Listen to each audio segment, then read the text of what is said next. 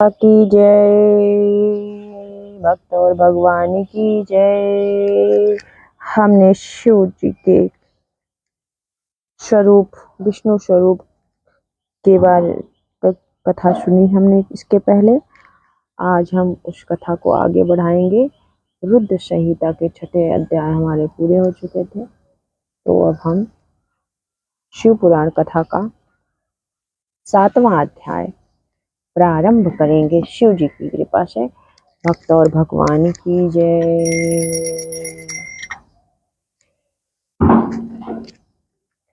भगवान विष्णु की नाभि से कमल का प्रादुर्भाव, स्वेच्छावश ब्रह्मा जी का उससे प्रकट होना, कमल नाल के उद्गम का पता लगाने में असमर्थ ब्रह्मा का तप करना, श्री हरि का उन्हें दर्शन देना, विवादग्रस्त ब्रह्मा विष्णु के बीच में अग्नि स्तंभ का प्रकट होना तथा उसके ओर छोर का पता न पाकर उन दोनों का उसे प्रणाम करना। इस प्रकार आज हम शिव पुराण कथा में रुद्र संहिता का जो 7वां अध्याय है उसमें जो स्तंभ, अग्नि स्तंभ का प्रकट होना, जिसे हम शिव स्वरूप जानते हैं, और विष्णु जी और ब्रह्मा जी का जो भी विवाद होता है उसमें शिव जी बीच में आ जाते हैं और उस कथा का हम आज स्तवन करेंगे। ब्रह्मा जी कहते हैं देवर से, जब नारायण देव जल में शयन करने लगे उस समय उनकी नाभि से भगवान शंकर के इच्छा व सहसा एक उत्तम कमल प्रकट हुआ, जो बहुत बड़ा था। उसमें असंख्य नाल दंड थे। उसकी कांति कनेर के फूल के समान पीले रंग की थी तथा उसकी लंबाई और ऊंचाई भी अनंत योजन थी। वह कमल करोड़ों सूर्यों के समान प्रकाशित हो रहा था। सूर्य होने के साथ ही संपूर्ण तत्वों से युक्त था और अत्यंत अद्भुत परम परमणि दर्शन के योग्य तथा सबसे उत्तम था। तत्पश्चात कल्याणकारी परमेश्वर शांब सदाशिव ने पूर्ववत प्रयत्न करके मुझे अपने दाहिने अंग से उत्पन्न किया।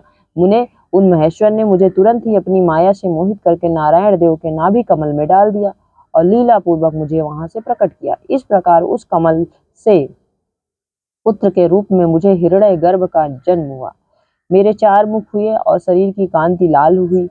मेरे मस्तक त्रिपुंड की रेखा से अंकित थे। तात भगवान शिव की माया से मोहित होने के कारण मेरी ज्ञान शक्ति इतनी दुर्बल हो रही थी कि मैंने उस कमल के सिवा दूसरे किसी को अपने शरीर का जनक या पिता नहीं जाना।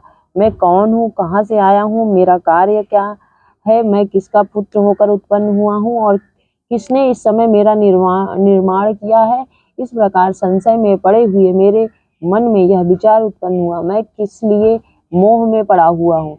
जिससे मुझे उत्पन्न किया उसका पता लगाना तो बहुत सरल है। इस कमल पुष्प का जो पत्र युक्त नाल है उसका उद्गम स्थान इस जल के भीतर नीचे की ओर है। जिसने मुझे उत्पन्न किया है वह पुरुष भी वही होगा, इसमें संशय नहीं है। ऐसा निश्चय करके मैंने अपने को कमल से नीचे उतारा। मुने मैं उस कमल की एक एक नाल में गया और सैकड़ों वर्षों तक वहां भ्रमण करता रहा, किंतु कहीं भी उस कमल के उद्गम का उत्तम स्थान मुझे नहीं मिला। तब पुनः संशय में पड़कर मैं उस कमल पुष्प पर जाने को उत्सुक हुआ और नाल के मार्ग से उस कमल पर चढ़ने लगा। इस तरह बहुत ऊपर जाने पर भी मैं उस कमल के कोष को ना पा सका। उस दशा में मैं और भी मोहित हो उठा। उन्हें उस समय भगवान शिव की इच्छा से परम मंगलमयी उत्तम आकाशवाणी प्रकट हुई, जो मेरे मोह का विध्वंस करने वाली थी। उस वाणी ने कहा, तप तपस्या करो। उस आकाशवाणी को सुनकर मैंने जन्मदाता पिता का दर्शन करने के लिए उस समय पुनः प्रयत्न पूर्वक 12 वर्षों तक घोर तपस्या की। तब मुझ पर अनुग्रह करने के लिए ही 4 भुजाओं और सुंदर नेत्रों से सुशोभित भगवान विष्णु वहां सहसा प्रकट हो गए। उन परम पुरुष ने अपने हाथों में शंख, चक्र, गदा और पद्म धारण कर रखे थे। उनके सारे अंग सजल जलधर के समान श्याम कांति से सुशोभित थे। उन परम प्रभु ने सुंदर पीताम्बर पहन रखा था। उनके मस्तक आदि अंगों में मुकुट आदि महामूल्यवान आभूषण शोभा पाते थे। उनका मुखारविंद प्रसन्नता से खिला हुआ था। मैं उनकी छवि पर मोहित हो रहा था। वे मुझे करोड़ों कामदेवों के समान मनोहर दिखाई दिए। उनका वह अत्यंत सुंदर रूप देखकर मुझे बड़ा आश्चर्य हुआ। वे सांवली और सुनहरी आभा से उद्दसित हो रहे थे। उस समय उन स्वरूप सत्स्वरूप सर्वात्मा 4 भुजा धारण करने वाले महाभाव नारायण देव को वहां उस रूप में अपने साथ देखकर मुझे बड़ा हर्ष हुआ। तदंतर उन नारायण देव के साथ मेरी बातचीत आरंभ हुई। भगवान शिव की लीला से वहां हम दोनों में कुछ विवाद छिड़ गया। इसी समय हम लोगों के बीच में एक महान अग्नि स्तंभ ज्योतिर्मय लिंग प्रकट हुआ। मैंने और श्री विष्णु ने क्रमशः ऊपर और नीचे जाकर उसके आदि अनंत का पता लगाने के लिए बड़ा प्रयत्न किया, परंतु हमें कहीं भी उसका छोर नहीं मिला। मैं थक कर ऊपर से नीचे लौट आया और भगवान विष्णु भी उसी तरह से नीचे से ऊपर आकर मुझसे मिले। हम दोनों शिव की माया से मोहित थे। श्रीहरि ने मेरे साथ आगे पीछे और अगल बगल से परमेश्वर शिव को प्रणाम किया। फिर वे सोचने लगे, यह क्या वस्तु है? इसके स्वरूप का निर्देश नहीं किया जा सकता, क्योंकि न तो इसका कोई नाम है और न कर्म ही है। लिंग रहित तत्व ही यहाँ लिंग भाव को प्राप्त हो गया है।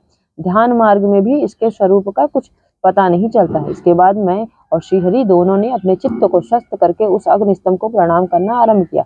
हम दोनों बोले, महाप्रभु, हम आपके स्वरूप को नहीं जानते। आप जो कोई भी क्यों ना हो, आपको हमारा नमस्कार है। महेशान, आप शीघ्र ही हमें अपने यथार्थ रूप का दर्शन कराइए। मुनिश्रेष्ठ, इस प्रकार अहंकार से आविष्ट हुए हम दोनों ही वहां नमस्कार करने लगे। ऐसा करते हुए हमारे 100 वर्ष बीत गए। इस प्रकार अध्याय 7 समाप्त हुआ। अध्याय 8 में ब्रह्मा और विष्णु को भगवान शिव के शब्दमय शरीर का दर्शन प्राप्त होगा। उस कथा को हम आगे के अध्याय में सुनेंगे, 8वें अध्याय में। तो आप सभी का कल्याण हो। भक्त और भगवान की जय।